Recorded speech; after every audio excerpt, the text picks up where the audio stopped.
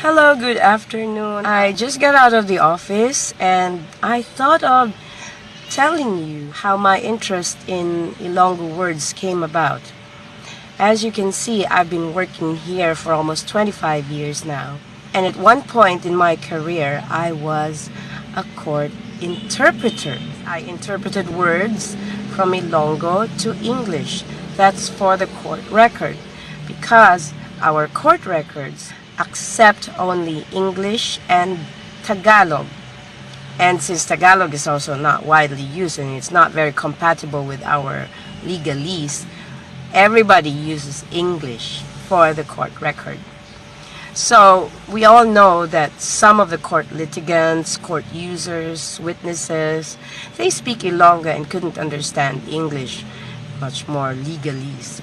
So they needed court interpreters to explain to them what's going on in court.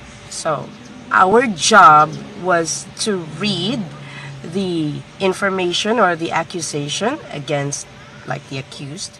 He needs to be informed in clear language, in a language that is known to him, such as Hiligaynon or Ilongo, so that he will know what's he being accused of. And of course, he could only express himself also in his or her local dialect.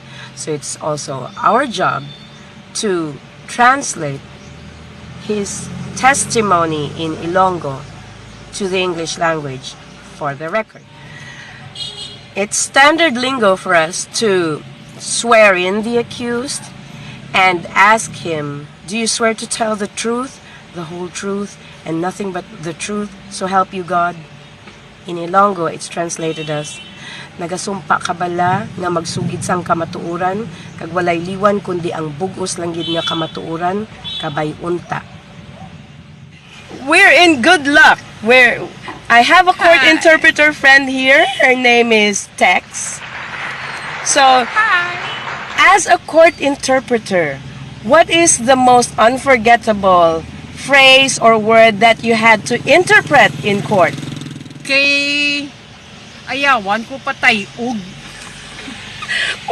I think, is it a rape case? So how did you interpret ayawan ko patay og? Of course, with the help of the fiscal and with the judge, I was able to pull through with the translation, with the interpretation.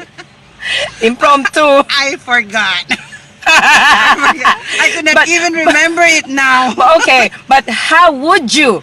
Of course, the interpretation is always on the spot, impromptu, Yeah. and you wouldn't expect the words that are coming out.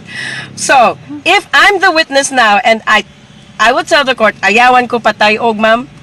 So, how would you interpret that straight away? Okay, so I would just say, I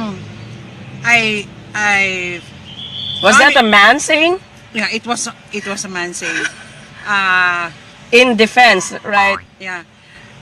But he did tay og.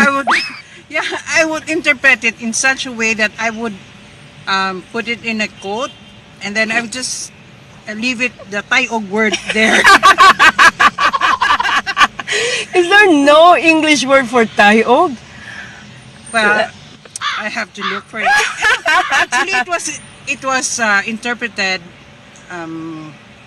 I had a hard time one. doing that one. So that's the work of a court interpreter. So it's not an easy job. Yeah. On the spot, you're confronted. Believe me, it's not. Yes, it racks your brain. You had to really be armed with a lot of English interpretations for certain words that are really way out there.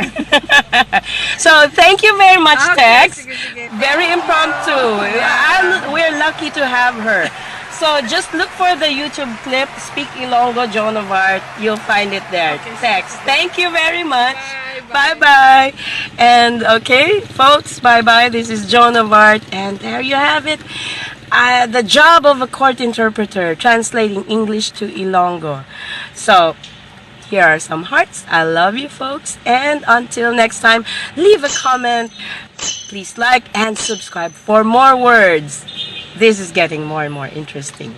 Bye-bye for now.